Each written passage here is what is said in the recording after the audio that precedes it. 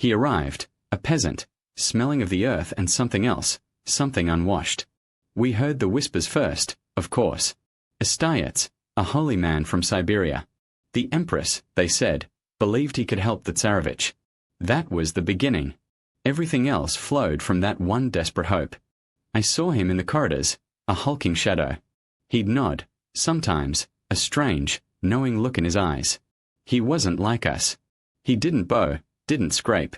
He walked as if he owned the place, and in a way, he did. Not the palace itself, but the very air within it, the decisions made behind closed doors. The boy, Alexei, he would bleed. And then, the man would come, and the bleeding would stop. Or so it seemed. The doctors, they were dismissed, their remedies useless. But this man, this Rasputin, he had a way. The Empress, she clung to him. Her son, her only son, her hope for the dynasty. What mother wouldn't grasp at any straw? The Tsar, he was a good man, a kind man, but he was weak. He loved his wife, and he loved his son. He saw the peace Rasputin brought to Alexandra, the temporary relief for Alexei. He couldn't deny her that. So, the man stayed. And staying meant influence. It started small. A recommendation for a minister here, a dismissal there. Then it grew. The war came, and the Tsar went to the front. The Empress was left in charge, and who was her closest advisor? The holy man. Letters would arrive from the Tsar, full of concern, full of questions about the state of things. And the Empress, she would consult him. Him. A peasant, dictating policy, appointing generals, deciding the fate of millions. We tried to warn them. Everyone did. The Grand Dukes, the ministers, even the Tsar's own mother. They spoke of his debauchery, his drunkenness, his hold over the Empress. But she wouldn't hear it.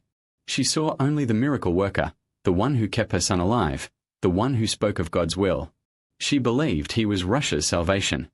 I remember the day a general was dismissed, a competent man, replaced by someone Rasputin favored.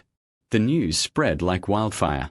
The army was failing, the people starving, and the government was a puppet show. It wasn't just the throne he controlled, it was the very fabric of the country. Then came the night he was killed. A relief, a collective sigh across the city. We thought, finally, it's over. The spell is broken. The Romanovs can see clearly now. But it was too late.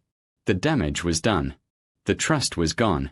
The people had lost faith in their Tsar, in their Empress, in the very idea of their rule. His death didn't save them. It only proved how deeply he had been woven into their fate. He was the symptom, not the disease, but he had exacerbated every weakness, every flaw.